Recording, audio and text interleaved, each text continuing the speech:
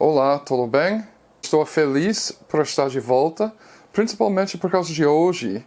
Eu vou mostrar para vocês uma excelente entrevista com Celso Amorim. Depois do assassinato do general Soleimani, o Celso e o ex-presidente Lula elaborou uma matéria muito interessante sobre o Irã para o jornal britânico The Guardian. Por causa dessa matéria, o Greg Wilpert, o editor do Real News, entrou em contato comigo e perguntou se eu podia apresentar ele com Celso Amorim. Eu fiz. A entrevista saiu muito bom.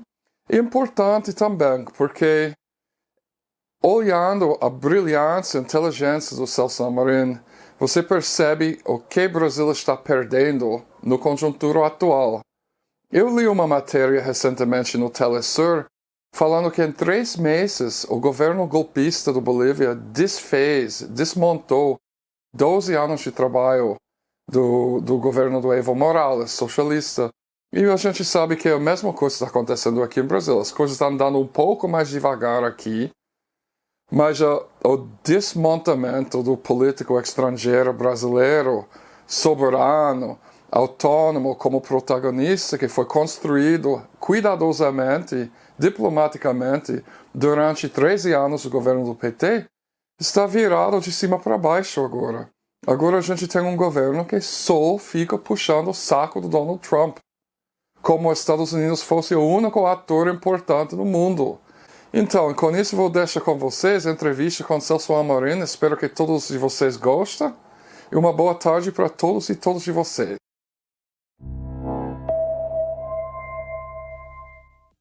It's the Real News Network, and I'm Greg Wilpert in Arlington, Virginia.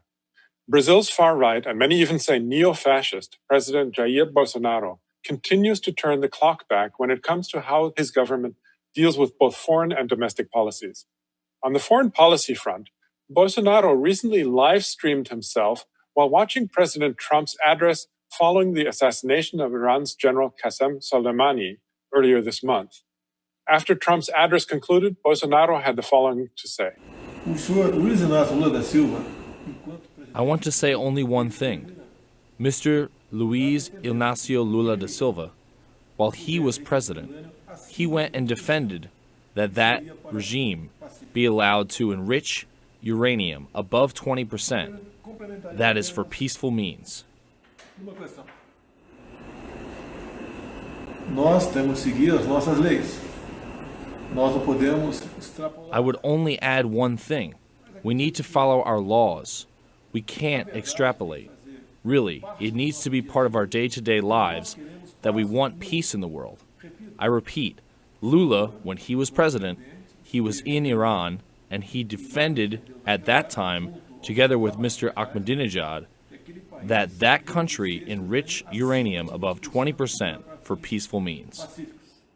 Bolsonaro was referring to how the center-left government of President Lula da Silva attempted to help mediate the creation of a nuclear agreement between the United States and Iran as early as 2009. Now, with the Trump administration tearing up the nuclear agreement in 2017, Brazil has taken a position of solid support for Trump, thus completely reversing Brazil's foreign policy orientation. Joining me now to discuss the far-right Bolsonaro government in Brazil is Celso Amorim. He was foreign minister and defense minister in the cabinet of President Lula da Silva and was directly involved in the talks between Brazil and Iran at the time. He's also author of the book Acting Globally, Memoirs of Brazil's Assertive Foreign Policy, which was published in 2017 with Roman Littlefield. Thanks for joining us today, Mr. Amorim. It's a pleasure. So I want to start with the historical background of how Bolsonaro is reversing practically everything that was done under Lula. This affects both international and domestic policy, but I want to start with the foreign policy. Recently, Lula actually spoke about the Iran deal as well in an interview that he conducted with the website Brazil Wire and Michael Brooks. We have a clip here from that interview, and let me show it. E eu lembro que quando eu decidi ir ao Irã, a Hillary Clinton trabalhou muito contra. Ela chegou a telefonar para o emir do Catar pedindo para ele me convencer a não ir. Eu cheguei em Moscou, fui encontrar com o Medvedev, o Obama tinha ligado para o Medvedev pedindo para eu não ir, que eu ia ser enganado. Então, foi uma coisa muito desagradável. Qual é a impressão que eu fiquei? A impressão que eu fiquei é que os países ricos, sobretudo liderado, sabe, pelo pensamento, sabe, do Departamento de Estado norte-americano, não aceitam um novo protagonista na área. Ou seja, na cabeça deles, o Brasil não tinha tamanho para se meter, sabe, num assunto de tal envergadura. Give us some more context, Mr. Amorim, as to why did Lula try to get involved in the conflict between the U.S. and Iran back in 2009? Well, President Lula didn't have any special intention of getting involved in that. It was actually a request by President Obama when we were in L'Aquila in Italy, in a meeting of what they used to call G8+5, the +5 being developing countries that participated. And during that meeting, we had a side rendezvous with Obama, and I was present, of course. And President Obama, he basically said three things in relation to his efforts to normalize relations with Iran. He said, well, I reached out and I was not corresponded. Second, he said the problem of the nuclear program in Iran is probably the most important security issue in the world today. And the third question said, well, I need friends who talk with people that I cannot talk to. So that was a clear message. I'm just summarizing it, of course, because it was a broader conversation, half an hour or so. And just after that, we received emissaries. I myself received, for instance, Bill Burns, later on became chairman of the Carnegie Foundation, a very high official in the State Department, and they explained me in detail a kind of agreement that would be useful. Of course, it would be not a definitive agreement to solve all the problems. It would be, as President Obama later on reiterated in a letter to Lula, a confidence-building gesture. And that in that understanding, we worked. I mean, it's a very long story that I write in the book, so I don't need to repeat to you. But we got exactly what President Obama had asked. Well, maybe with some rhetoric that Iran considered important about equality of states, things like that. But the agreement, which was really a swap agreement, and which had three elements, very practical and very, very measurable elements, was the quantity of light enriched uranium that should be taken out from Iran, the fact that it would go to another country. So there was a quantitative element, a place element, and a time element. And the time element was that Iran should do that immediately, without waiting for receiving whatever they would receive in exchange. So, and we together with the Turks, by the way, at the time it was Minister Davutoglu, who served with Erdogan, Prime Minister. After long 6 months negotiations, more or less, we got precisely what President Obama had asked. And there was no doubt about that, because 3 weeks before our going to Tehran, President Lula visit to Iran, President Lula received, but I read, of course, a letter by President Obama in which he reiterated point by point these three questions that I'm mentioning to you. And just apart from these three very clear points, there was a fourth point of a more formal nature, that Iran should do that not just in a letter to Brazil or to Turkey, but that should be contained in a letter to the Atomic Energy Agency in Vienna. And that's what was done. So there was no doubt, point by point, we did what President Obama had requested President Lula to do. I just mentioned one short story, you didn't ask, but I think it's important to know. About 4 or 5 days before our departure, Secretary of State Hillary Clinton called us, and she added 2 other questions that were not contained there. One of them included the question of the 20% enrichment. And the other was that she mentioned also was the question of the stock of already the enriched uranium, light enriched uranium that Iran already had and had to be disposed of somehow. And we said, well, that's fine. We agree with that. We don't disagree. But as your president said, this is a confidence building measure or confidence building gesture. And these 2 points are not mentioned in the letter of your president. And then a long silence followed on our phone call. Just to reply to the question that was mentioned by President Bolsonaro, the objective of the agreement was precisely to preempt Iran from having the 20% uranium, because they alleged that they needed this 20% uranium for their research reactor, which produce isotopes for medical use or for other uses. And that would be either the reason or the pretext, I don't know, for them to continue enriching uranium still above the 3% level, 3 to 4% level, which is the level used for electricity. So the object of our agreement was precisely to take away from Iran whatever pretext they wish to have the 20% enrichment. So it's totally wrong what they said. Someone told him something which didn't understand, or someone didn't understand.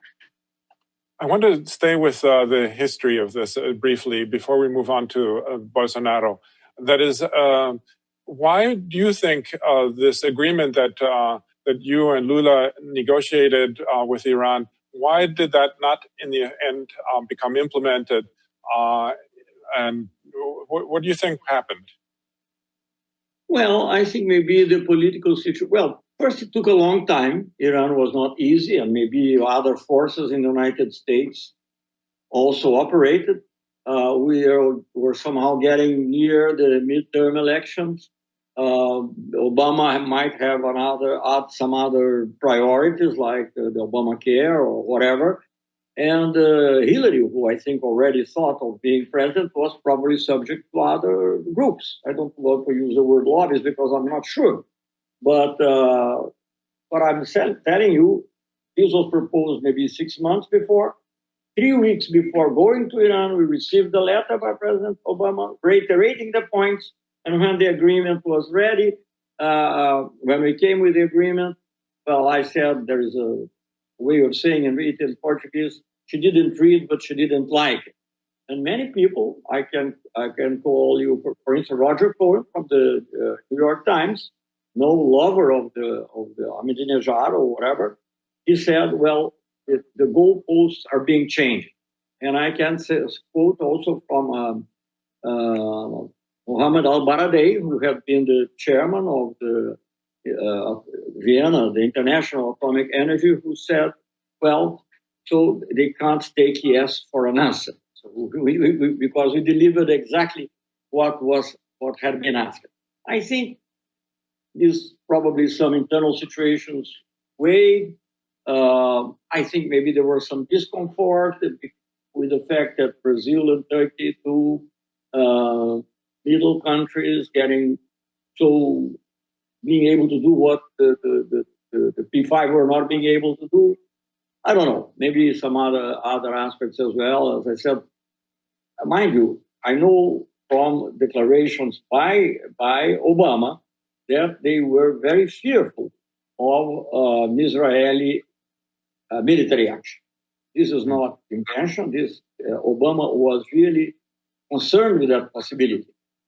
So that's why they reiterated the conditions, because I think, or that either Obama or his people thought that we would not get these conditions, because it took a long time to convince Iran to have the full quantity of 1,200 kilos, to have them sending it to another country, in the case would be Turkey, and to do it immediately before they received the fuel for their reactor. So all that seemed very difficult to get, and maybe because of that, they wrote the letter expecting that we would not get them, but we got, and that was the problem. Now, I want to turn to the present situation. Now that the Trump administration has decided to withdraw from the Iran nuclear agreement, as we saw in the clip in the introduction, President Bolsonaro has basically completely sided with Trump on this issue. Now, why do you think that is, and who do you think Brazil, who in Brazil is supporting him in this policy reversal, and why? Well, President Bolsonaro supported him, so did the Islamic State, because they were very much afraid about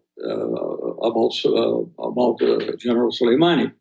Well, I don't want to go deeply into that. Many American politicians, U.S. politicians, have already said that that was an act of war, that was state terrorism. Well, doesn't matter. I don't want to go into that. I think Brazil, the very least that Brazil should do, if you cannot help in helping in peace, at least stay out, because this is not our war, I would say for sure. So I think there is economic damage to Brazil. Iran is an important importer of Brazil's agricultural products, and there is also, depending on how the things may evolve. Apparently, they are not evolving in such a serious situation now, but we never know. And there may be even a risk in terms of security for our country and for our nationals. So, the very least, if Brazil cannot help in having peace, at least stay out, not support a bellicose, aggressive action. That's what I think it should be. Now, I finally want to turn to a more recent policy issue that seems to characterize the Bolsonaro government, which is the decision of a prosecutor in Brazil to file charges against the journalist Glenn Greenwald. He's being charged for being part of a criminal organization and of having hacked the phones of government officials. Now, this action, of course, has been widely condemned across the world and even in Brazil as an attack on freedom of the press. Now, how does this attack on Greenwald fit into the larger context of the far-right agenda of the Bolsonaro government? That is, just how extreme would you say is Bolsonaro, and what other policy examples would you say are there that would illustrate a slide into the far-right policies and some even would call neo-fascism? Let me put it in the way I see it. I don't like Bolsonaro government. I don't like his foreign policy. I don't like many things he does. But in that particular case, it is a judge who is doing that. So I think that our problem in Brazil really is more serious. There is, well, you probably have read that the Secretary of Culture was recently dismissed because he really copied from Goebbels one speech. So I think there is a tendency to absorb Nazi extreme right values by a strong section of Brazilian society, and this is extremely dangerous and extremely worrying. I think this judge, I don't know, but I don't believe he was necessarily receiving orders by Bolsonaro. Maybe, but certainly he was trying to please Bolsonaro, which is very bad because judges shouldn't be looking to please anyone, should be doing justice. So it's very bad. But what I want to stress is that it goes beyond Bolsonaro. There is a strong section of Brazilian society acted by the media, acted later on by fake news, people who think that the communists, I don't know from where, are invading Brazil, Venezuelans, or from wherever. And this is not something that to be taken lightly. I think it's regrettable. It's certainly totally incompatible with our own tradition of freedom of press. And of course, Bolsonaro, in a way, condoned it because he made comments which were not appropriate for a president of a country that claims to be a democracy.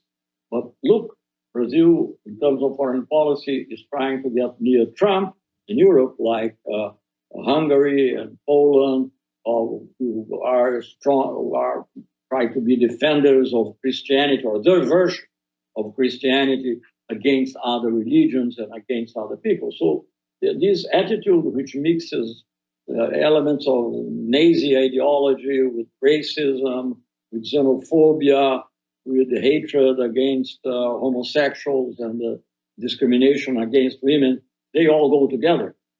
On the question of the Iran agreement, about 1.5 years later, the pressure by Israel became so big in relation to the United States to act militarily against Iran that one person who had been one of the most important advisors to Hillary Clinton and Marie Slaughter wrote an article in the Financial Times in which she concludes, maybe now it's time for us to look back to that Turkish-Brazilian proposal.